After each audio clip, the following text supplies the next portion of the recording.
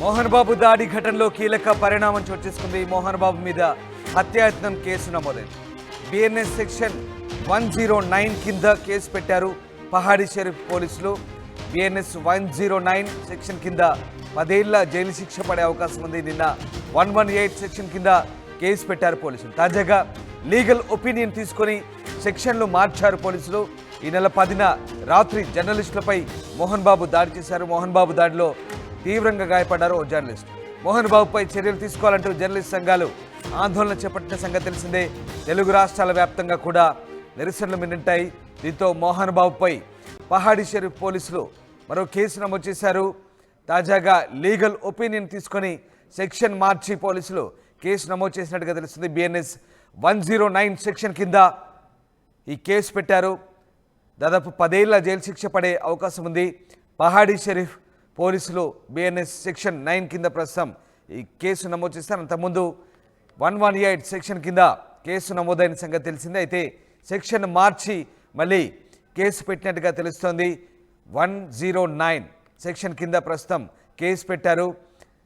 నిన్న 118 సెక్షన్ కింద కేసు నమోదు చేసిన సంగతి తెలిసిందే. తాజాగా లీగల్ ఒపీనియన్ తీసుకున్న తర్వాత ఈ సెక్షన్లు మార్చినట్టుగా తెలుస్తుంది. కుటుంబ వివాద నేపథ్యంలో జల్పల్లిలోని మోహన్ బాబు నివాసానికి మీడియా ప్రతినిధులు వెళ్లారు. ఈ క్రమంలో మోహన్ బాబుతో పాటు వచ్చిన బౌన్సర్లు, సహాయకులు గేటు లోపల ఉన్న మీడియా ప్రతినిధులను బయటకు తోసేయడంతో పాటు కర్రలతో దాడి చేశారు. ఓ ఛానల్ ప్రతినిధి చేతిలోంచి మోహన్ బాబు మైకు లాక్కొని మొహంపై కొట్టారు. బౌన్సర్లు నెట్టేయడంతో ఓ ఛానల్ కెమెరామెన్ కూడా కింద పడ్డారు. దాడిని నిరసిస్తూ మీడియా ప్రతినిధులు ధర్నాకు దిగారు.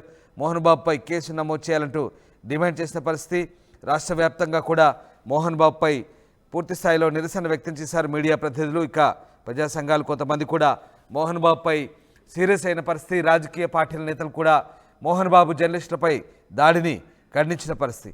ఈ నేపథ్యంలో మోహన్ బాబుపై కేసులు నమోదు చేయాలంటూ వస్తున్న డిమాండ్ల నేపథ్యంలో తాజాగా మోహన్ బాబుపై 109 సెక్షన్ కింద కేసు నమోదైంది. కొడుకులపై కోపంతో జర్నలిస్టుపై దాడిని ప్రతి ఒక్కరూ ఖండించిన పరిస్థితి కనబడుతోంది. కోపంతో ఊగిపోయారు మోహన్ బాబు. దగ్గరున్నటువంటి మైక్ తీసుకొని జర్నలిస్టులపై దాడి చేశారు. లోగోతోనే జర్నలిస్టుపై జరిగిన దాడి. దీంతో మోహన్ బాబు వాళ్ళు తమకు ప్రాణహాని ఉందని ఆయన అరెస్ట్ చేయాలంటూ జర్నలిస్టులు కోరగా వారి నుంచి వాంగ్మూలం తీసుకొని పోలీసులు కేసు నమోదు చేశారు. మొత్తం మీద ప్రస్తుతం లీగల్ ఒపీనియన్ తర్వాత మోహన్ బాబుపై మరో సెక్షన్ కింద అంటే 109 కింద కేసు నమోదైనట్టుగా తెలుస్తుంది. ఎస్, మా కరెస్పాండెంట్ దేవిక ఉన్నారు. దేవిక, మోహన్ బాబుపై సెక్షన్ మార్చి మళ్ళీ తాజాగా కేసు పెట్టినట్టుగా తెలుస్తుంది. సెక్షన్ 109 కింద మోహన్ బాబుపై కేసు నమోదు చేసినట్టుగా తెలుస్తుంది. ఏంటి 109 సెక్షన్ ఏంటి? ఈ సెక్షన్ కింద మోహన్ బాబుకు ఎలాంటి శిక్ష పడే అవకాశం ఉంది? మోహన్ బాబుపై పెట్టినటువంటి కేసుకు సంబంధించిన పూర్వాపరాలేంటి?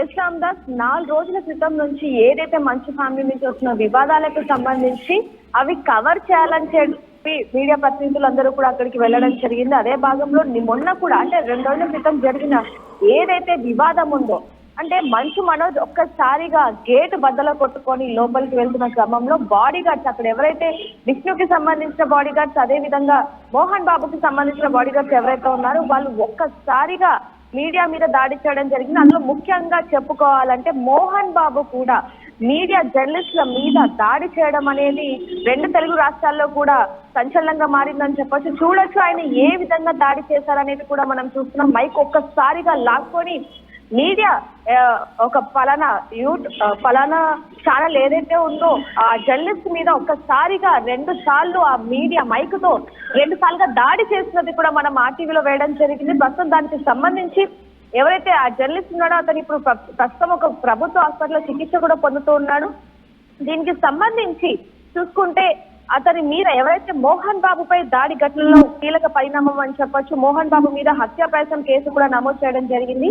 బిఎన్ఎస్ సెక్షన్ 109 కింద కేసు పెట్టిన పహాడీ పోలీసులు అని చెప్పాలి. 109 కేసు కింద 10 ఏళ్లు జైలు శిక్ష పడే అవకాశం ఉంది. అయితే దీనికి సంబంధించి మోహన్ బాబు దాడి చేశాడంటూ కూడా అటెంప్ట్ టు మర్డర్ కేసు కూడా పెట్టడం జరిగింది. ఎఫ్ఐఆర్ కూడా నమోదైంది. బిఎన్ఎస్ 118 కింద అంటే మొన్న జరిగిన ఏదైతే దాడికి సంబంధించి కూడా చూసుకుంటే దీన్ని 118 కింద సెక్షన్ కింద ఎఫ్ఐఆర్ నమోదు చేసిన పోలీసులు ఇవాళ దాన్ని మార్చి రాశారు. లీగల్ ఒపీనియన్ తీసుకొని బిఎన్ఎస్ 109 సెక్షన్ కింద అటెంప్ట్ టు మర్డర్ కేసు పెట్టడం జరిగింది. దీనికి సంబంధించి మరి ఆయన ఏ విధంగా పోలీసులకి సమాధానం చెప్తారనే విషయం కూడా తెలియాల్సి ఉంది. మరోవైపు చూసుకుని ఈ ఘటనలో గాయపడ్డ మోహన్ బాబు కూడా ప్రస్తుతం కాంటినెంటల్ హాస్పిటల్లో చికిత్స పొందుతున్నారు. మరి దీనికి సంబంధించి ఆయన ఎలాంటి వాకులను ఇస్తారనే విషయం కూడా తెలియాల్సి ఉంది. రాంగా right, yes sir, thank you Devika. Yes, మొత్తం మీద 109 BNS section 109 trying to seriously injure someone so that they die. So ఇది సెక్షన్ అంటే రకరకాల అటెంప్ట్ టు మర్డర్ సెక్షన్. ఇది రకరకాల ప్రయత్నాల ద్వారా ఒక వ్యక్తిని చంపే క్రమంలో చేసే ప్రయత్నం ఇది.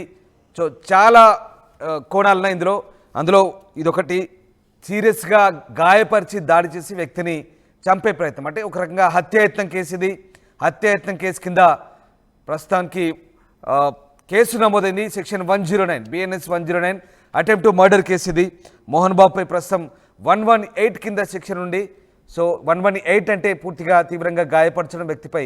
ఈ కేసు చాలా తీవ్రమైనది కాదు, పైగా బెయిలబుల్ అంటూ వచ్చిన అభ్యంతరాల నేపథ్యంలో ఇప్పుడు సెక్షన్ మార్చారు. 109 అంటే అటెంప్ట్ టు మర్డర్ కేసు. దాదాపుగా 10 ఏళ్ల వరకు కూడా శిక్ష పడే అవకాశం ఉంది ఈ సెక్షన్ కింద. సో 109 కింద పహాడిషేర్ పోలీసులు లీగల్ ఒపీనియన్ తీసుకొని సెక్షన్ మార్చి మళ్ళీ మోహన్ బాబుపై ఈ కేసు నమోదు చేశారు. హత్యాయత్నం కేసు నమోదు చేయాలంటూ వస్తున్న డిమాండ్ల మేరకు జర్నలిస్ట్ సంఘాలు పెద్ద ఎత్తున తెలుగు రాష్ట్రాల వ్యాప్తంగా ఆందోళన చేపట్టాయి. చాలామంది పొలిటికల్ లీడర్స్ కూడా ఈ దాడిని ఖండించారు. ఈ నేపథ్యంలో తాజాగా మోహన్ బాబుపై అయితే ఈ కేసు నమోదైనట్టుగా తెలుస్తుంది. ఈ నెల 10న రాత్రి జర్నలిస్టులపై మోహన్ బాబు చేసిన దాడి నేపథ్యంలో మోహన్ బాబు దాడిలో జర్నలిస్టు తీవ్రంగా గాయపడ్డారు. దీంతో ఆయనపై చర్యలు తీసుకోవాలంటే పెద్ద ఎత్తున ఆందోళన వ్యక్తమైన నేపథ్యంలో మోహన్ బాబుపై ప్రస్తుతం 109 అటెంప్ట్ టు మర్డర్ కింద కొత్తగా లీగల్ ఒపీనియన్ తీసుకొని పోలీసులు ఈ కేసు నమోదు చేశారు.